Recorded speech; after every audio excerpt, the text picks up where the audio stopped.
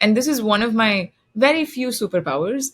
I'm excellent at capturing ideas immediately. It's such an underrated skill because we have so many ideas every day, but we just let them go because we don't sit down to capture and do the hard work of doing that.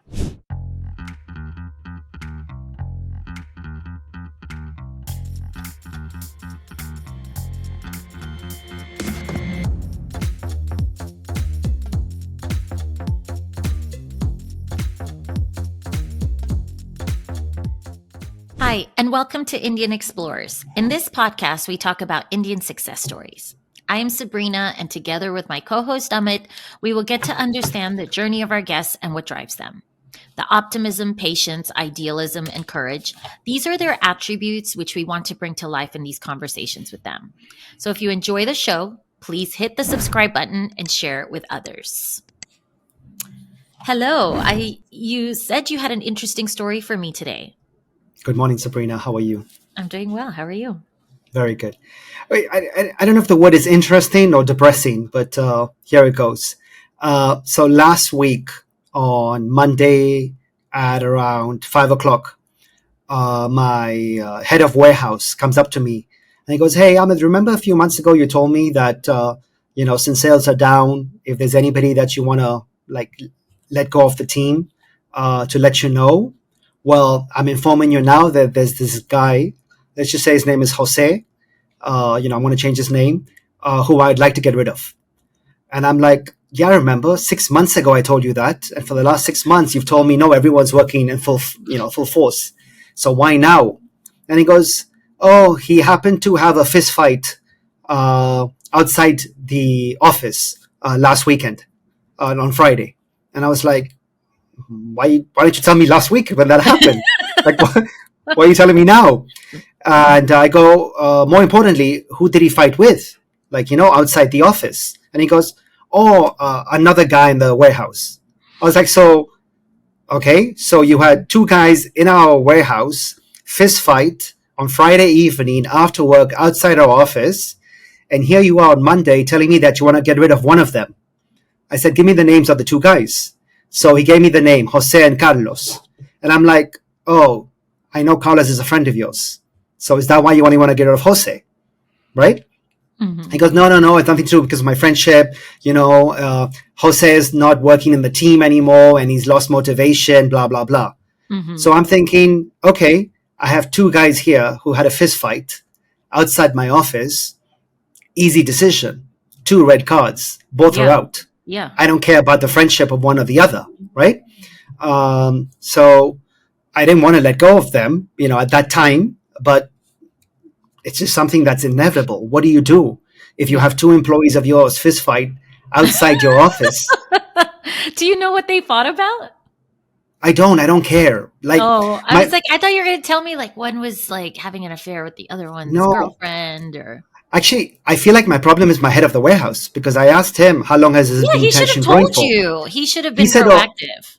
He said, "Amit, the tension's been there for more than 3 months." So I'm like, you should have done, I don't know, a team bonding, an outing, or the 3 of you should have got in a room and resolved it. Yeah. Yeah. And the fact that it's reached to this level that they had a fist fight outside my office is unacceptable. I don't know if I should get rid of these 2 or should get rid of you and keep these 2 guys, right? Yeah, right. So anyway, my brother and I had a discussion and ultimately we fired both on the spot. Okay. And it's sad to fire people, but you don't want that kind of, tone being said in the company. Oh my gosh. Fights in the office. That's crazy. Yeah, it is absolutely crazy. Did you see the other thing I shared about what happened in Chile? No. Mm-mm. This is a bit sad. I don't have all the details, but basically 3 months ago, there was this massive fire in Chile where over 130 people died and acres and acres and acres were burnt. Okay. And a few weeks ago, 2 people were suspected on arson, were on trial. Basically, they were kept aside. And on Saturday, they were actually found guilty with evidence that these 2 people were the ones who started the fire. And here's the oh my fuck moment.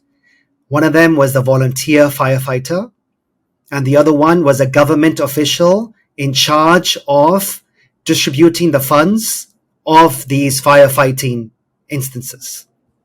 So basically, they got together and said, hey, we don't have much income coming in. I can't throw money to your teams because there's no fire. So they actually purposely set fires in Chile that caused over 100 deaths. And there's conversations and, they found all the evidence. That's So awful. that's like, oh my God moment. That's really, really awful. I don't want to hear your stories anymore. They're not good stories. All right. Let's get to our guest. Let's bring on our guest. Okay. So I'd like to welcome Soundarya Balasubramani. She also goes by Pooja. She is a 2-time author of the books Admitted and the second one being Unshackled. She is the creator of Unshackled.club and the founder of the Curious Maverick LLC. She graduated from Columbia University in 2019 and worked at Salesforce as a product manager for 2.5 years before moving on to become an entrepreneur and founder. So welcome. Did I butcher your name? And if I did, I apologize.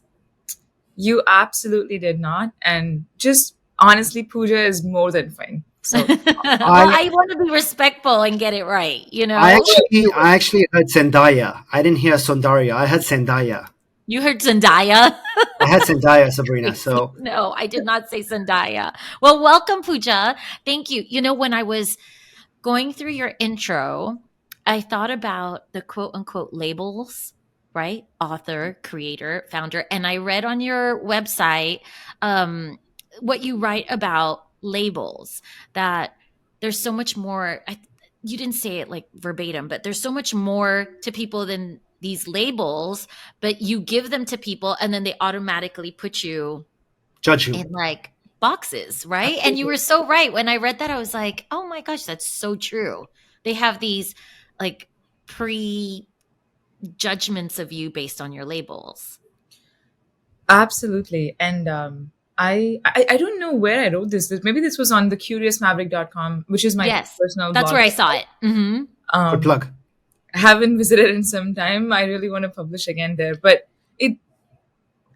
I think a part of me honestly wants to put myself in a label just to get myself out of it in the next 2 years. And Rajesh might have mentioned this. Rajesh, he was like my parent, who you guys interviewed last week. He told me later that when you asked him about me, he said that I'm a creative rebel or something like that.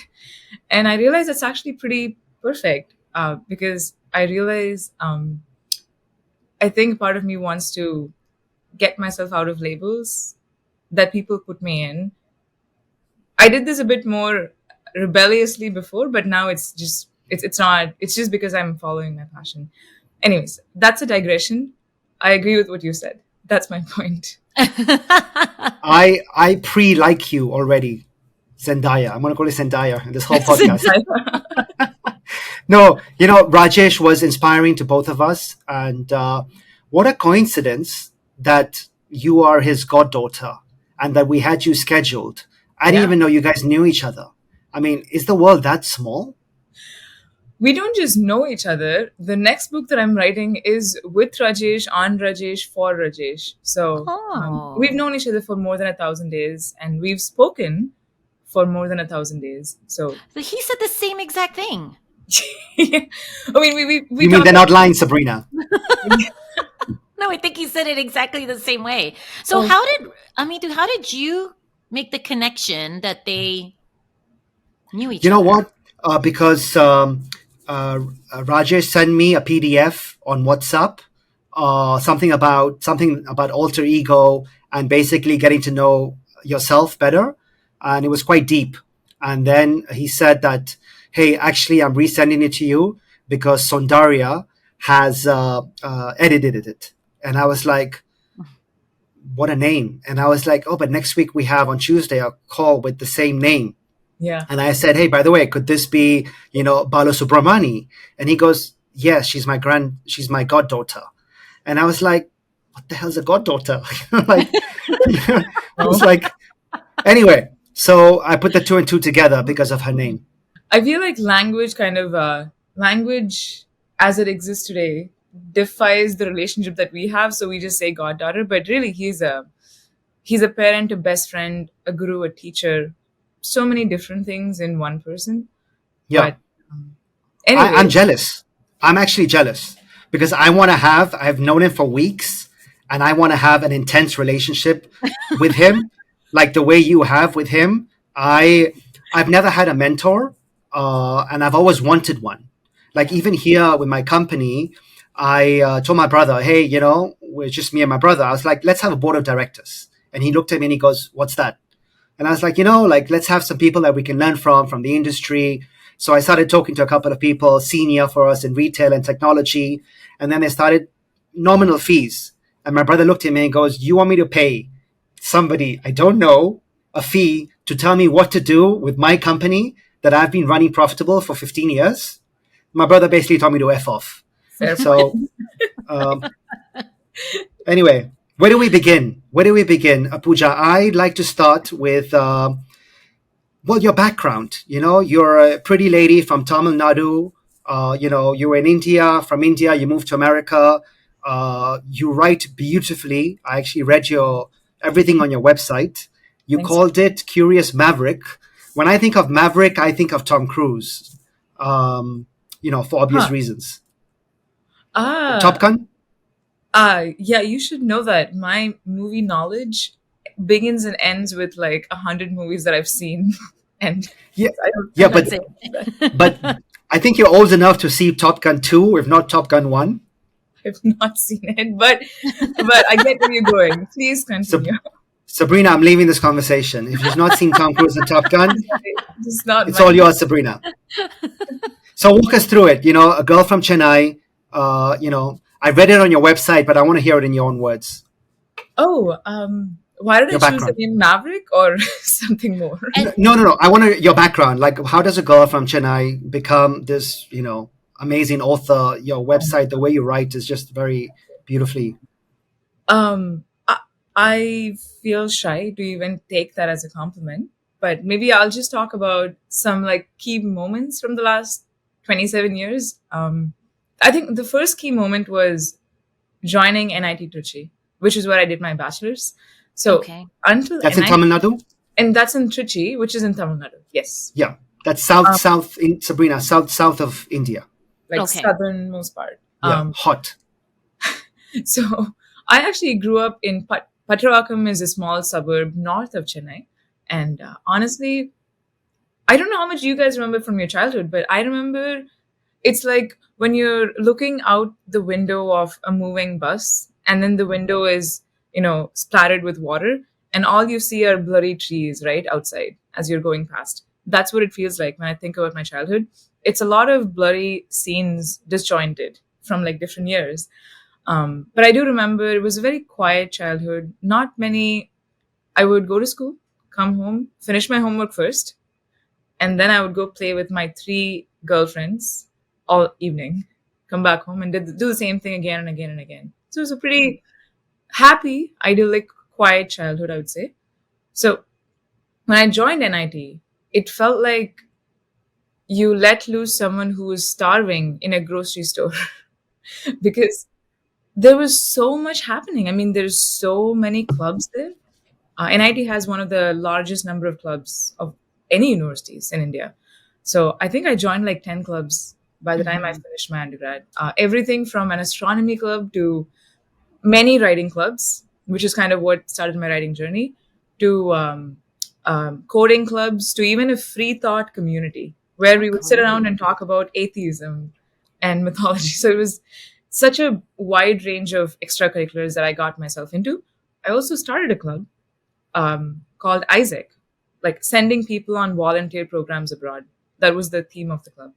So I feel like that was a pretty coming of age like experience for me. Having come from this suburb where there was no theater, there was one swimming pool which was a luxury if you got to go there. Like going from there to this was it was overwhelming, but also I think I was very starved for activities, so I did Yeah, everything So, I right. could. why did you move to America? Was it education or what was it? One of the first sentences I start with in my first book, Admitted, which is about helping more students study abroad, is I don't remember when I decided to study abroad. It was it was a foregone conclusion. I always knew I would be doing it. I'm trying to trace back to the moment, but But because your parents instilled that in you, or that was I was gonna you say, rebelling? I definitely was not a rebel back then. I mean, not that I am right now, but I'm more of it right now. But in India, as Amit, are you from India, by the way? You know what? The story you just said with the three girlfriends and what you did, my wife has told me the exactly same story. My Really? wife has South Bombay girl. She has four. She's one of four best friends. Till today, she's turning 14 October, and only those four girls are invited, and they're going to Amsterdam to do God knows what. But Oh, basically, the same story, that they were in this little beautiful bubble, yeah. very safe. The girls got everything done and taken care of, but they were academically geniuses. I mean, Pooja was top of her class, top of the state. My wife was pretty much the same. So I'm hearing the story and I can relate perfectly. And I think in that story, perhaps your wife might have mentioned that um, Indian parents equate educational success with some sort of like social validation. And also, I'm not saying that my parents did this, but a lot of parents ration out love and affection based on how well you do in your classes. And I think that's probably across the world as well, but specifically in India. And so I think me wanting to be a type A academic topper also came from this mindset of if I do well academically, people will like me, respect me, my parents will be proud of me. And so I think that's why I was obsessive about grades in college. I got very good grades. And I came to America because I saw a glimpse of America in my third year when I got a scholarship to come spend a summer at University of Wisconsin Madison. Okay. So Wisconsin Madison, so beautiful in the summer. I'm glad I didn't Really? come in I've the never winter, been. but that gave a window into like what a life would look like in this country, and I loved it. I mean, there were culture shocks, but it was not just me. It was me plus 10 other students from India who all of us came together. So we had our own protective bubble to support each other. And we got a chance to experience this new country. And within the second or third day, I realized I'm coming back to the US for my master's. Sure. So that's why I came back. I just want to jump forward then. That in itself must have been the motivation to write Admitted, correct? I mean, you had such a wonderful experience, it sounds like. Great question. I I think Admitted was some sort of a cosmic joke when it comes to writing. And I'm saying this because in 2019, the year after I graduated, I tried writing three books. Okay. One was a fiction novel, one was nonfiction on history of humankind. Like, don't even ask me why. And then another one was on, if you've read the book Digital Minimalism, where Cal Newport talks about how media has kind of taken over our lives, it was something around that, how we need to Okay. protect our attention and so on. None of them became books. I mean, I worked on a few chapters, read a few, read a few essays and papers, and then I stopped. I gave up eventually. And the fourth time, when I was not even trying to write a book, Admitted happened. And so, Admitted happened obviously because of the reason you said, which is that it was a very formative experience for me to come to this country.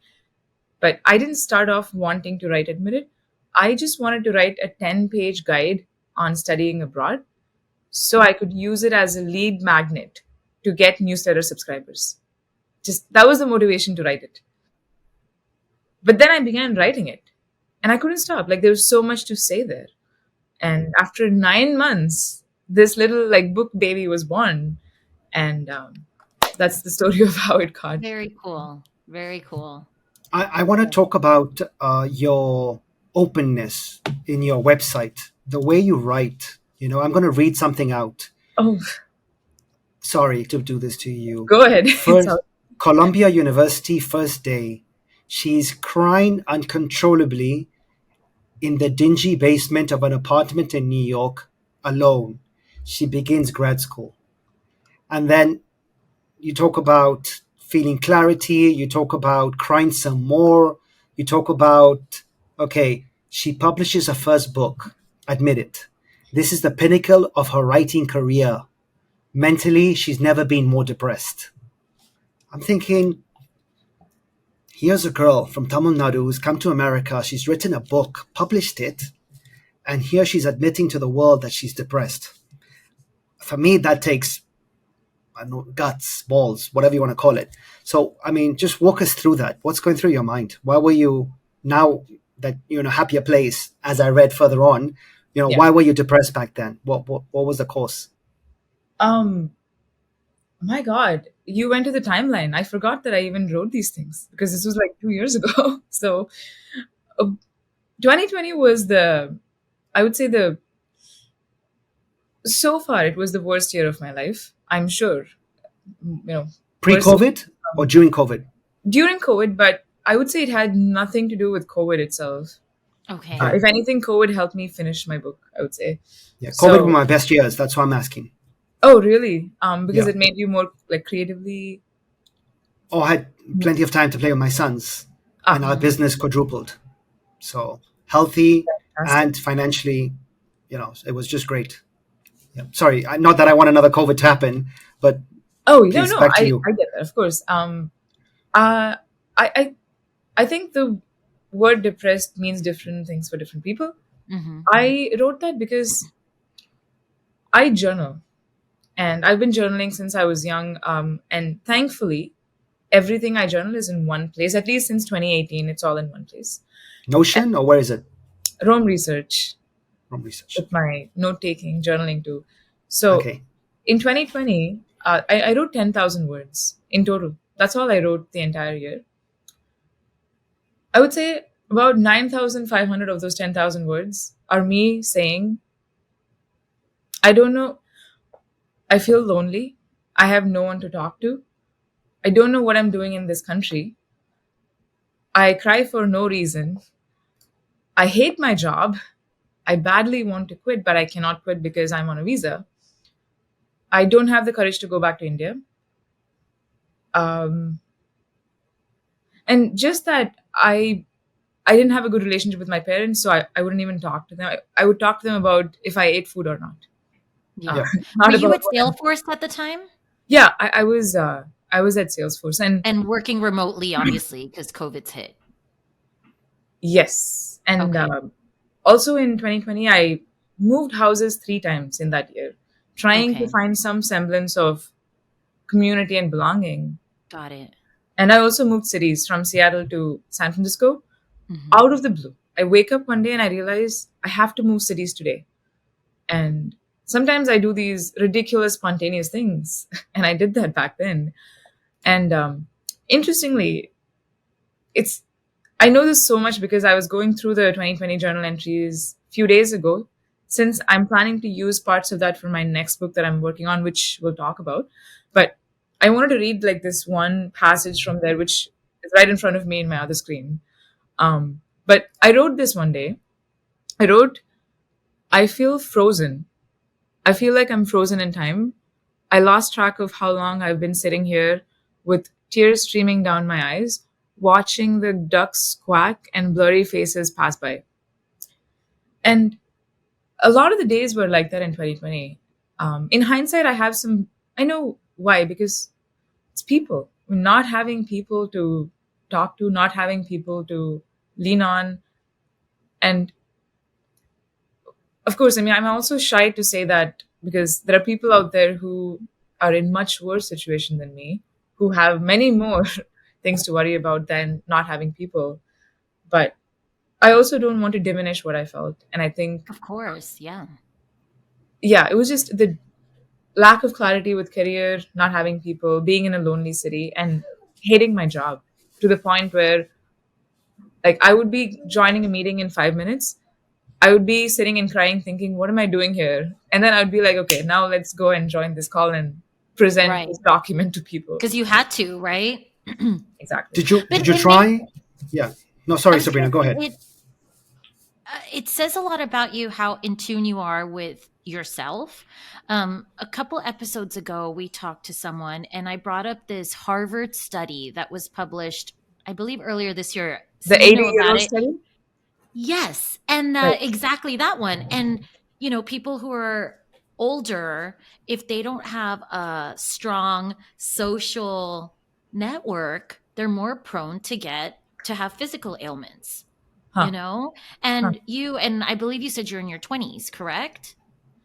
Yeah, this was Yeah, when I was 24, 25. 24, Wait, 25, and you're 23. not only are you noticing that, but you're actually like not only experiencing it, but you are actually aware of it. That says a lot, you know? Thank you. I'll Did take. you? This might sound crude, but did you try? I don't know, dating boyfriends, Oh, calling. I don't know if you have cousins or siblings. When people are lonely, I don't know, they had Tinder and all these dating apps nowadays. Did you try all that, or was that not something that interested you? I definitely went on some dates in that year. I did, but I don't think nothing worth even remembering right now. Like I don't even remember a Yeah. single date, but I know I. Um, the thing is, I kept trying. Like what got me out of this eventually was I moved houses thrice, and the fourth house I moved into was a community house in San Francisco, and that gave me some semblance of belonging. 2021 compared to 2020 turned out to be one of the best years of my life because I moved into a community house. I began to go to the gym regularly and exercise. I got in touch with this coach who was helping me, and she was like a life coach, asked me some hard questions. I was very helpful. I met Rajesh in 2021, and I quit my job and began to finally feel like I have some control over what I can do in this country. Um, and it felt like I had people. So it was such a big contrast those 2 years when I look at it right now. She I'm was And sending taking care of this. her 5 spheres. Did you notice? Her Yes, Sabrina. educational, her financial, her social, her physical, and her mental. everything. Sabrina's other business. She likes to plug on into every episode. Yes, five Um, spheres. I'm going to send this to Mark Benioff, the Salesforce CEO, afterwards. Tell him that life gets better after Salesforce. Oh, Were you scared to leave your job? not at all. I mean, Good for if you. you'd come to me back then and said, "Do you want $1 million or do you want to quit your job and get free, like just creative freedom?" I would not even have thought about money. I would have like creative freedom, of course. What do I do Out. with I'm money? out. Um, I was that stupid and naive and idealistic. And I think I'm very proud of that because a lot of people have asked me, was it hard to walk away from a $200,000 paycheck? That was the easiest part. Obviously, I'm privileged because it's not like I was going to be on the street the next day when I quit. I had savings. I paid off my debt. I was very diligent doing all of that. Um, but I think what was hard was, and I talk about this somewhere as well, is that for so long, I was clear of what I was running away from. I had no clue what I was running towards. What's next? What happens after you quit? No idea. I just, the Well, moment my H1B transferred, I quit. And I'll tell you what's next. What's next is Project Balance. Okay? Um, Project Balance. I hope you remember that because it's something very you're writing now. You've just finished your surveys, which were very interesting, the results. I want to talk about how you changed that, what your initial thoughts were on Project Balance and what it's actually become now, with the awareness and agency aspect. If you can summarize that to our audience, because I found that, again, I just love the way you write. So, you're very, very sweet. Project Balance. That's another baby that never got born, sadly. oh, But I thought it's work in progress. oh, that's not the book that I'm working on or that I'm No, no. planning to write next. The one you're writing with Rajesh is the book about him. But I thought Project Balance, given that I've been following your progress reports, Uh huh. I thought, I found it very interesting. And the mission behind it is also compelling. But I want to hear it from you so that, you could share it with our audience. Yes. I'm trying to think back to, I think it was May 15th, sorry, um, April 15th, 2022, about 4 or 5 months after I quit my job. I was meditating one morning when this word balance just popped into my like consciousness. I don't know why I just came up, and I remember I couldn't stop thinking about that. And see, I was also influenced by the fact that I quit my job and I had a lot more time on my hands. So I had a lot of time to think about these meta level questions on what is balance in life. What are the different, I call them gardens or life gardens. What are the different gardens in your life that you should be tending to every single day? And how do you live a life of balance across all the things that you said, Sabrina, like finance, purpose, Don't education? help her plug. Don't help her. So I have a point, You right? Yeah. It makes definitely do. sense. Um, and I just got obsessed with that question for a while. I I spent months reading white papers and research papers on happiness, on on work life balance, on purpose, like all these meta level topics, self help topics that you think about when you have a lot of time on your hands. I interviewed people on how they thought about balance in their lives, and I was trying to create some sort of framework that would help people. But honestly, Unshackled took over. I think within the fourth month of working on balance. So April, May, June, July, August, I switched over to Unshackled because Unshackled was gaining so much momentum. And Unshackled is another accidental book, I would say. I mean, less accidental than Admitted, Yeah. but Before we talk about Unshackled, which I yeah. want to, I find you are Rajesh's daughter because your thought process and you're both such givers. Like every time you talk about something, even like we just mentioned now, Project Balance, it was to help other people. And I find like in Salesforce, maybe you were in helping the stock of Salesforce as opposed to helping the community. So yeah, walk us through Unshackled and what that represents, please. Um, Thank you for saying that. I once again, I feel shy to be on the same stage as Rajesh because I know what a giver he is. But Rajesh is the kind of person I aspire to be. Hopefully, 25 years from now.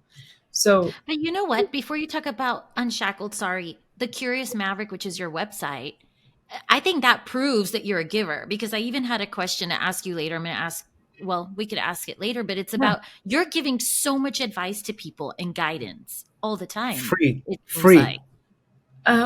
Thank you. I think there's definitely some selfish motives there because writing is a way for me to learn something. It is the best way Okay. that I've realized to learn a Yeah. topic. That's how I started writing. My first It's a article was journal. If you it's read a her website, it's basically like a Yeah. journal. Yeah. It's more interesting than I mean, I've never done a journal, but I found it fascinating. Like I feel like I know you. thank you. And this conversation has made me realize I gotta go back and publish more on the website from now. I was I was so gonna I was gonna demand a project balance update. So yes, you better. Sabrina, can we go to Yes, sorry. Let's go Unshackled to now? Unshackled. And I just wanted to gives you a friendly map of the legal immigration system as it exists today in the United States, which I also must add is a very complex immigration system. yes. My I just favorite want to topic: Indians in America. um so yeah, Unshackle, I really wanted to use the word friendly because no one thinks immigration is friendly. Go read the USCIS website and you will fall asleep within 5 minutes. I mean, it is an excellent source of like curing insomnia, I'm sure.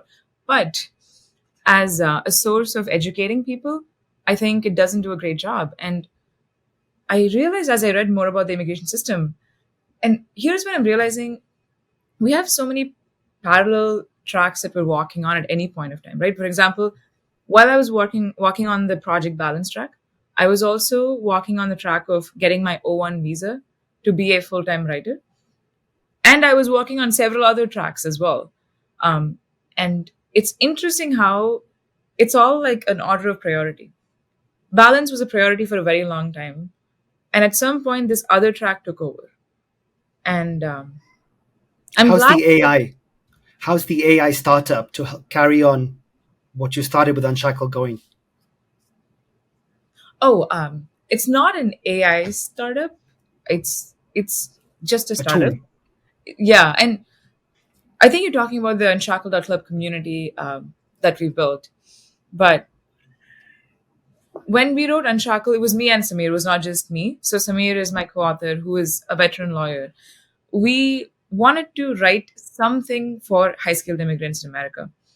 Um, I thought initially it would just be a short guide on the O1 visa. I don't know if your audience are immigrants. If they are, I can talk more about the There O1, will but if they're be. not, I Yeah. won't bore them. I'm an H-1B visa when I was in Oh, America. okay, great. So, in just a few sentences, the O visa is a talent visa that was introduced alongside the H-1B in 1990.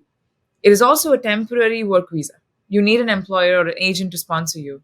The difference is it's not capped, no lottery, no minimum wage, unlimited renewals. So, but no one knows about it. Like in 2023, less than 5,000 people applied for the O1A visa from STEM Oh, fields. wow. Compare Okay. that to the almost 500,000 that applied for the H1B. So, lack of awareness is a big problem with the O visa. Anyways, I wanted to get an O for myself because I wanted to be a solo founder, a solopreneur. And after 2.5 years of being in the process, I finally got it last September. Um, Okay. and that's just a quick, like spiel on O because I want more people to know about it. But the Unshackled Club that you asked me, I didn't want to build a company in this. I didn't even want to build a company, period. I wanted to write books and create courses and create content. But the company followed suit after we published the book because there was a gap in the market. I mean, I couldn't ignore it, right? I knew that there is no there's no like reliable source for people who are looking to get talent visas. Um, I had to search on 100 different websites to put together a bunch of resources. So my obvious thought as a compulsive like giver in the sense of if I know something I have to share with the world is how do we make use of all this information and create something out of it? That's Obvious. but Obviously. so um interestingly, this is an update that I haven't shared publicly, but I will be sharing soon. So it's okay to share here is we're currently in the process of merging with another company in this space of talent visas. And the thing is, as I said, I'm a writer first, businesswoman slash founders slash entrepreneurs second and third. So I realized that while I can do the 0 to 1, and I'm very good at it actually, I'm not fit for the 1 to 10, or at least I won't be happy doing that. I want to go to the next 0 to 1. So I'm very excited about this merger because we're combining, these two companies, and the co-founders who I'm working with are fantastic. And Unshackled will not just live even if I'm not involved. It's going to thrive thanks Yeah, to what's it's going to happening right continue.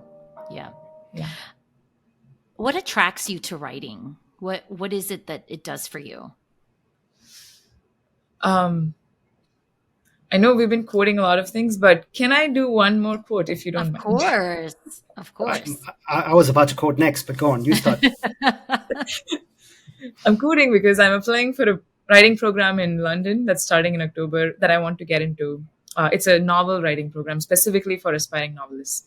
And they asked the same question there that Okay. describe your writing background, journey, and style, like what attracts you to it. And after writing a lot of things, I wrote that I ended this essay with this passage that writing is not a hobby anymore, neither is it a full time job. It's something else and something more. Writing is how I channel a higher power. It is my way of giving back. It's an obsession, an addiction.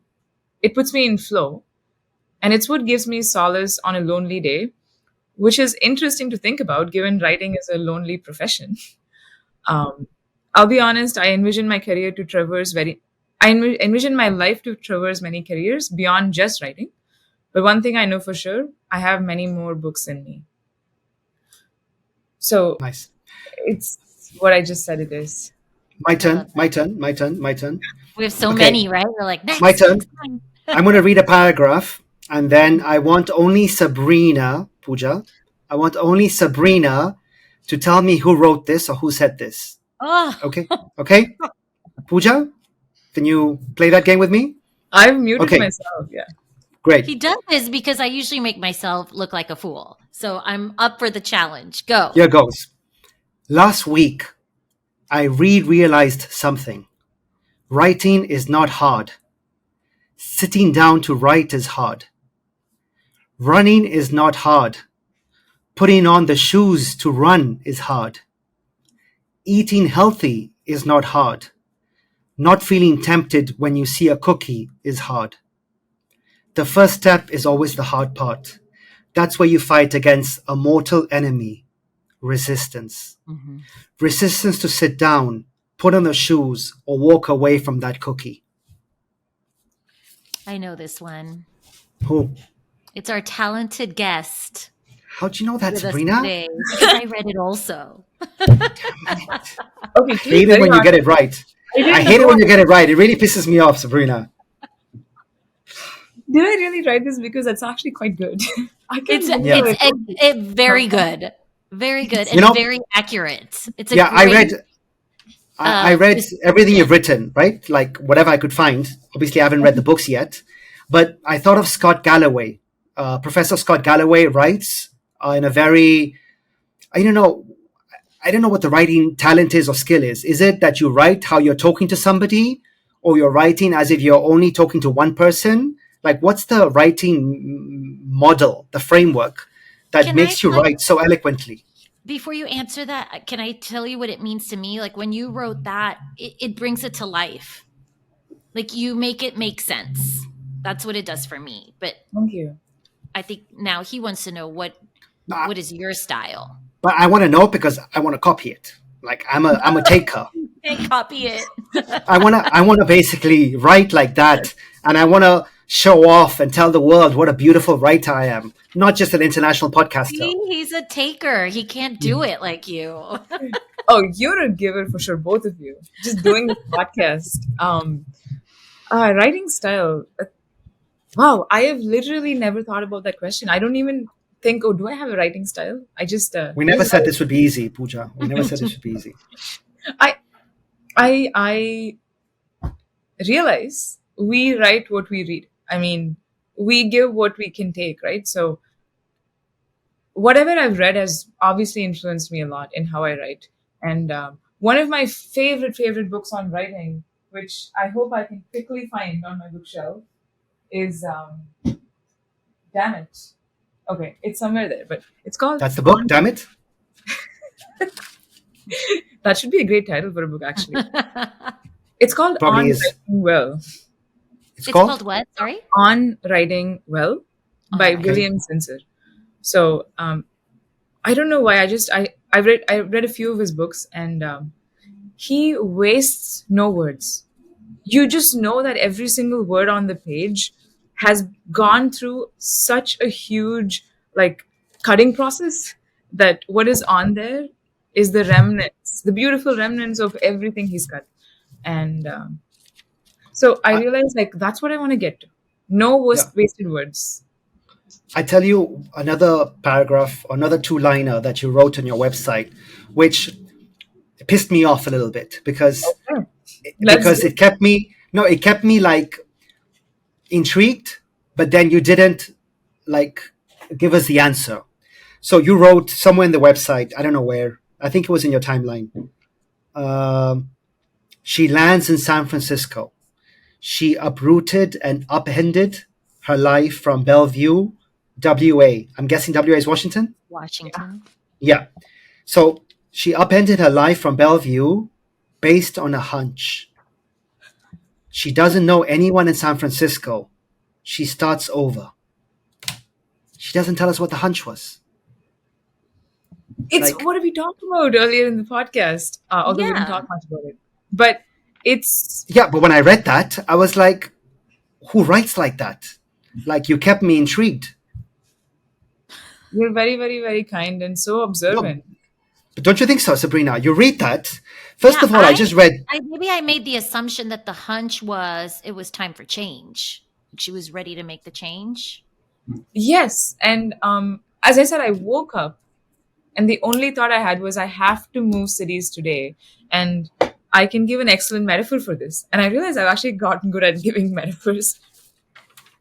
For months and months, there's a plant that grows beneath the water level, and at some point one day you start to see the head. That's what it was like. For a year I was unhappy in Bellevue. I lived with a roommate that I barely spoke to. And many other things as well. Like, I wrote this in my next book, which hopefully gets this sentence gets published in the final version. I wrote that I left a city that saw me reading in a park by myself more than having dinner with a friend. That kind of shows you that I was pretty much by myself the entire year. And at some point, one day I woke up and I'm like, what am I doing here? Something is off. I'm not happy. I'm lonely and I want to do something about it. And my way of doing something was to move cities, which is kind of insane to think about right now. Uh, if I do that, like I'm voicing my opinion that I want to leave Santiago, Chile. I've done 12 years here and I want to move away and try something new. Everyone's like, why are you running away? You're running away from your problems. You're running away because things are Yeah. not working out. I'm like, I've had a good time here. I've got 3 sons with Chilean passports, but I just think it's time for a change. I don't think there's anything wrong with that. And I also don't think there's anything, I don't know. I feel like people who say that you're running away, so what? So what if I do run away? That's what I want to do. And my gut is telling me that is the right thing to do. And of course, I'm not talking about you can just run away anytime you want from relationships and, marriages and connections. But I feel like if it's just you that it's impacting and nobody else is involved, I feel like, and I'm saying this so I'm biased because if I hadn't come to San Francisco, so many other things would not have happened in the last 4 years. And I would have been stagnant if I was in Bellevue still. And I'm so, so effing glad. I'm not going to curse on the show, but so damn glad that I moved that day because, like, even though it was incredibly overwhelming, I think we have to push ourselves out of the comfort zone. And that's the only way for us to face our insecurities, our fears, and slowly start overcoming them. Right. And so, But I think that's rare. Like when you run away, if you move or change, either somebody will miss you. I have to think about my kids' education, my yeah, wife's friends, and even if you don't have an immediate family, I don't know, your local coffee shop guy where you buy a coffee every day will miss you. I think you develop relationships over time, and I think that's the one thing in life that we can count on is change, right? So if you're not comfortable with constant change, then you're going to have a miserable life. yeah. Um, I mean, I realized wow, I didn't know I had such a strong opinion on this until you just said that to me, or you said what other people would have said to that. So I think I'm also saying that because many, many people in my life have said slash thought that I'm very unfocused because I completely agree with them. Since I have shifted from one thing to another every few years, I've moved houses so many times, I've moved cities, countries. So it's very obvious that someone who's just looking at the outer like building thinks that this building is, I don't know, it hasn't been painted in 3 years, but they don't know until they walk in why did you make those decisions, why did you decide to do this versus that. People just don't give people the grace to understand that, Right. which brings us back to Rajesh, because Rajesh is one of those people who doesn't look at the outside. He Yeah. automatically assumes that every building is beautiful, and I am going to make sure the building knows that it's beautiful, even if it doesn't know it yet. And that's what he does to people.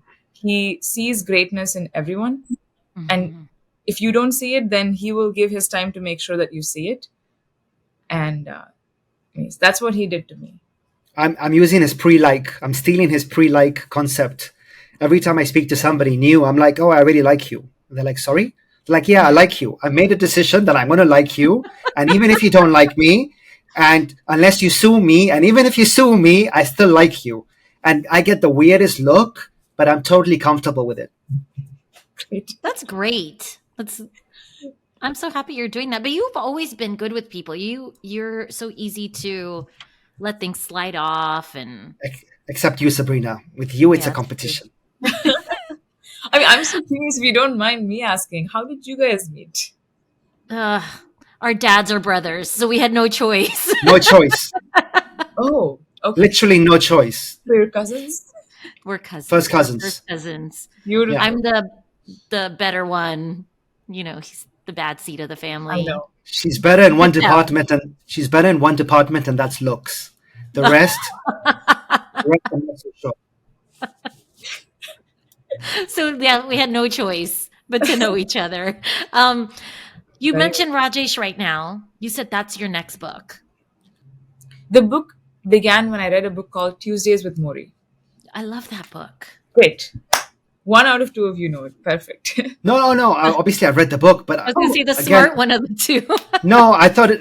Honestly, it was like one of these books that everyone talks about. Like, I thought it was like The Alchemist, where everyone raves and raves and raves on about it, and then you read it and you're like, so obvious. Like, I found it very ordinary. Honestly, no disrespect.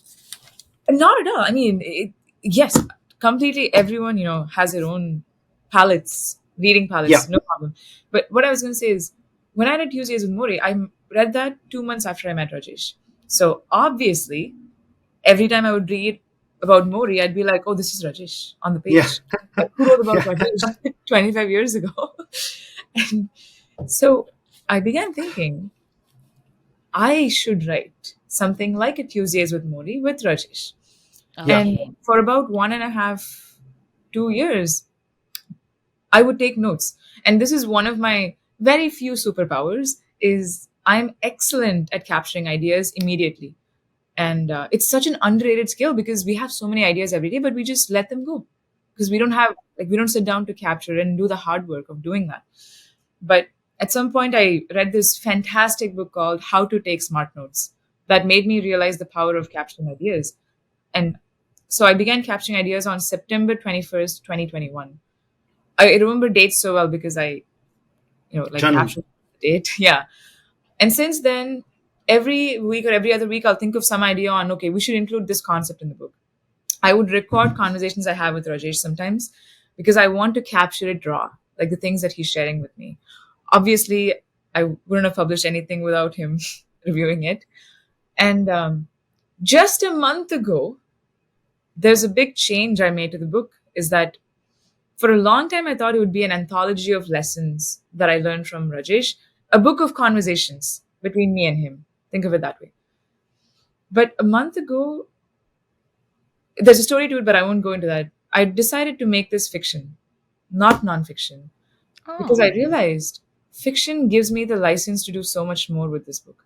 And it happened because my best friend, Rish, we had a 4 hour long call about a month ago, and this is normal between us. We just talk for hours generally when we talk. I asked him, or he told me, Pooja, can I tell you what this book is about from my perspective? I was like, yes, please, because I desperately need help. I'm not sure what this is about myself yet. And he said the following, which for the last time on this podcast, I'm going to quote something. So he said, this is the storyline. Man with Parkinson's diagnosis has to reconsider his entire life now. He knows it's a losing battle. He meets a young girl who is lost, unhappy, and lonely. He always wanted a daughter.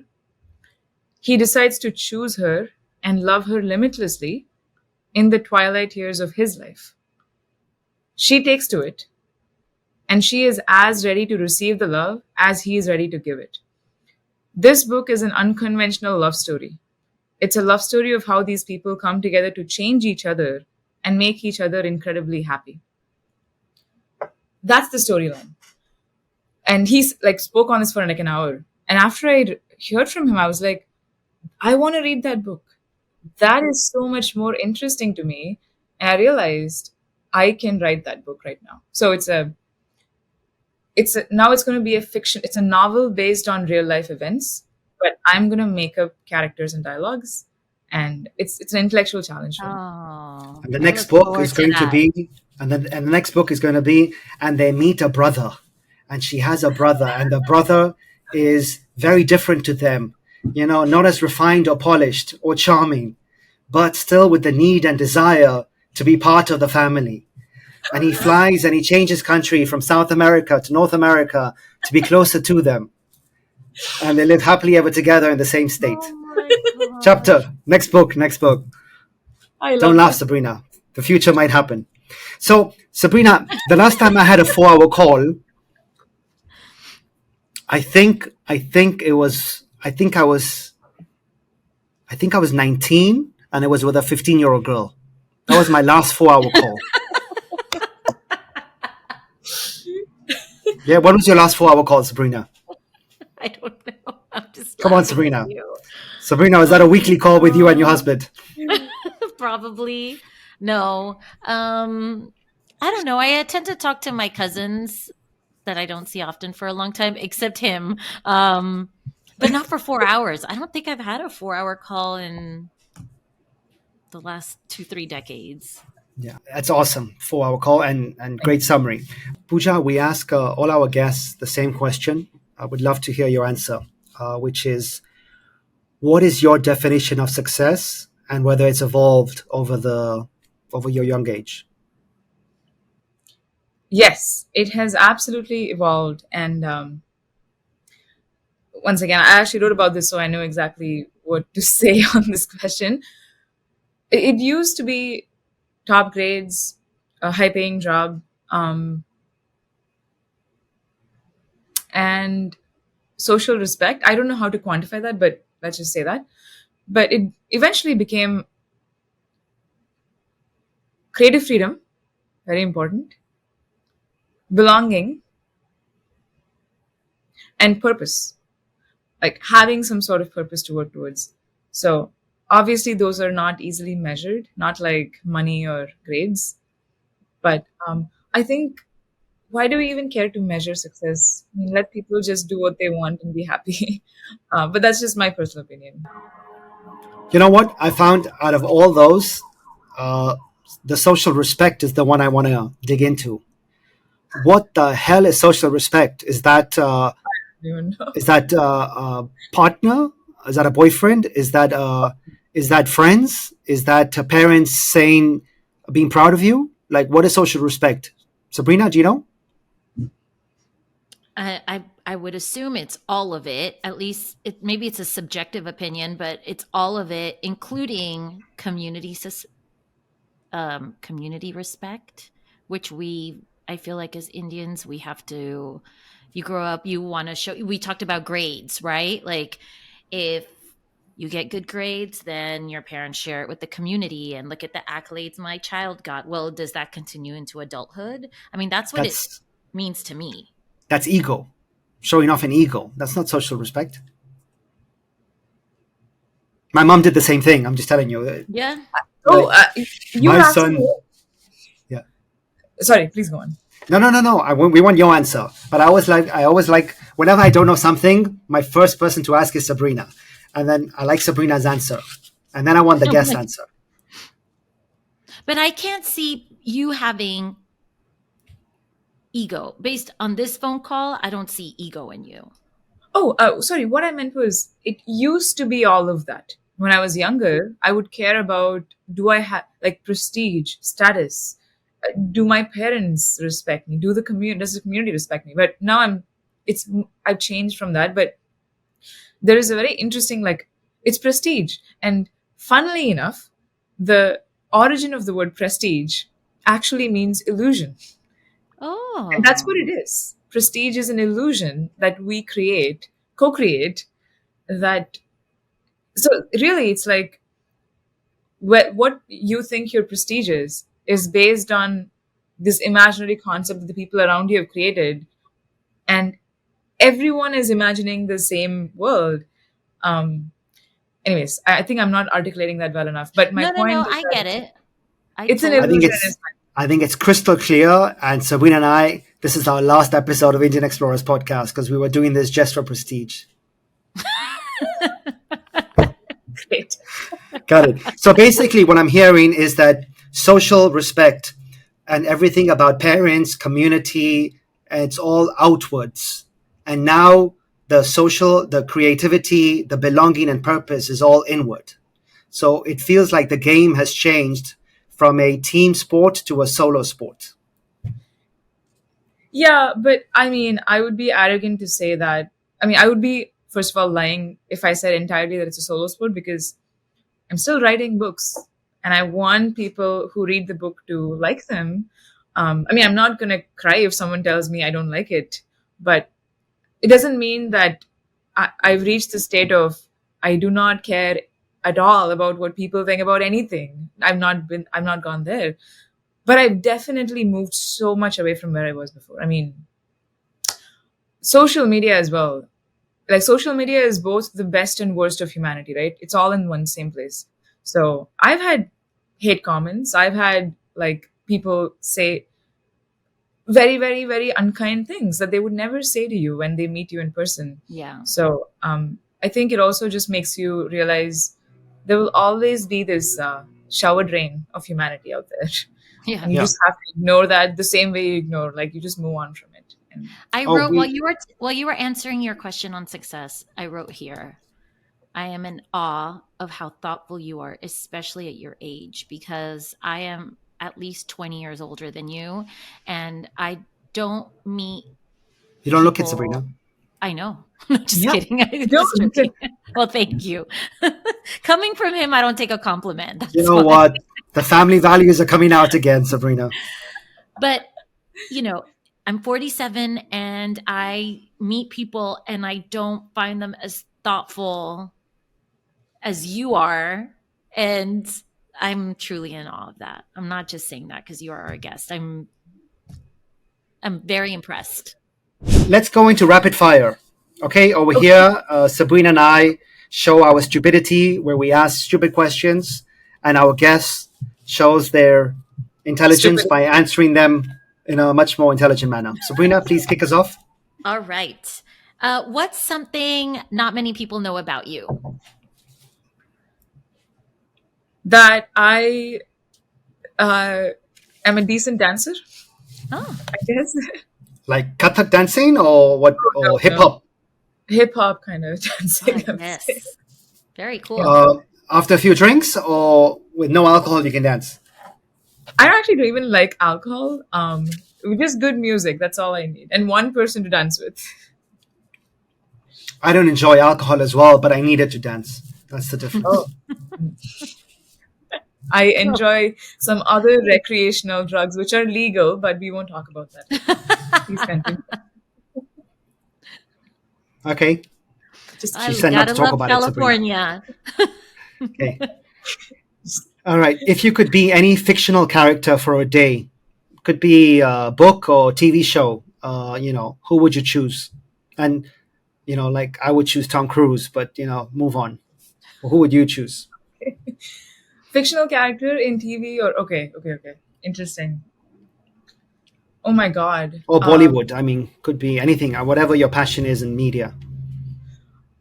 I always was fascinated by Queen's Gambit. You know the Mm, Yeah. hockey sticks on Yeah, chess. she's brilliant. yes.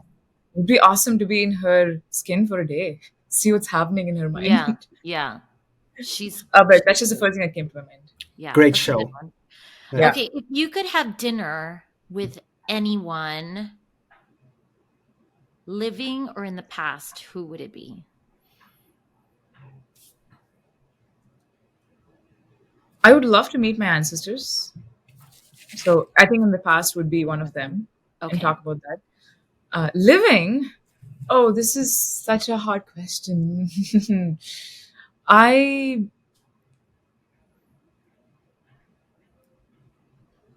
It used to be Brian Johnson when I was obsessed with neurotech several years Okay. ago. He built Is a that the neurotech. runner? Who's Brian Johnson?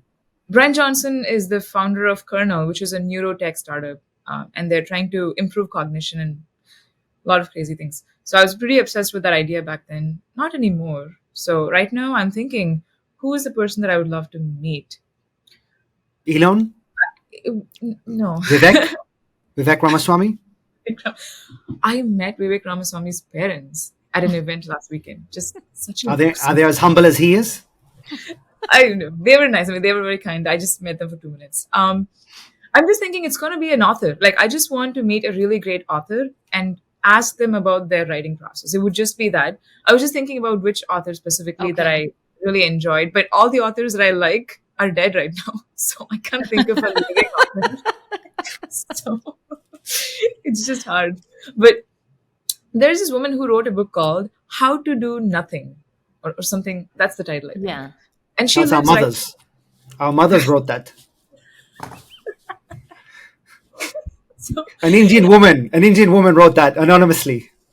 I just dropped the pen. Mic drop. Yeah. Jenny Odell, How to Do Nothing. And she lives right here in Oakland, California. And it's a beautiful book on how to do nothing. And I was like, Oh. she goes on these bird walks and she sits in parks and, observes the roses and plants. It's like, that's so beautiful. I'd love to chat with someone like that. See Oh what's my God, happening. you should reach out to her. I probably should. I mean, I just haven't. I should, actually. You're Right? right. Right. But I feel like I don't really have anything to give her because, and Rajesh is one of those people who, like, I've learned this from, that if you have something nice to say it. But don't ask for someone's time if you don't really have anything to really, like, have a Match meaningful with them. discussion with. Exactly. Yeah. But I So- think you'd be surprised if you actually reached out I and do told her that, hey, you inspired me. I enjoyed your book. You know what? I think that would make an author happy. Mhm. That I will do. And two things I'm going to do after this call: update my timeline on Curious Maverick because there's a lot that happened since I last published. Reach out to Jenny. Thank you. There you go. Yeah. Let us know how that goes. You could do a third. You can talk about Indian explorers and Sabrina and Amit on your website. You can introduce us to our next guest. He's such a taker. You can introduce us to our next guest. You can put it on social media that your life has changed. Anyway, Sabrina, last question. Last question. Go for it. Okay. Your last question in 10 words or less, since you are the writer. What's your legacy? What if we were to bury you with a tombstone? Oh my God. If we didn't have to cremate you, what would the tombstone say? The thing that comes to my mind is followed her curiosity and was loved deeply. I hope it says that. The second part. The first part, I Followed- think it should. Followed her curiosity and was loved, and is Deeply. loved, and was loved Was deeply. loved deeply. And loved deeply, meaning like she loved deeply. Oh, I thought and was loved deeply. Oh, that's Yes, okay. I meant both ways. Oh, okay. You guys Nice. give me 10 words and I'm a long form writer. It's She's- hard. I'm not a poet. So We prefer it that way. We prefer rapid fires to be rapid. I know. Pooja, I would love to get to know you better and meet you in the near future. For now, I will carry on reading whatever you publish. I've already subscribed to your newsletter, and I look forward to it. And if I don't hear or received an email shortly, I will, reach out some other way through Rajesh. I will complain through Rajesh. That's the best way. It's been a pleasure. I just it's want to been say that you're coming to meet Rajesh. So is that Rajesh, our Rajesh, or some other Yes, Rajesh? yes. Because we live I'm close.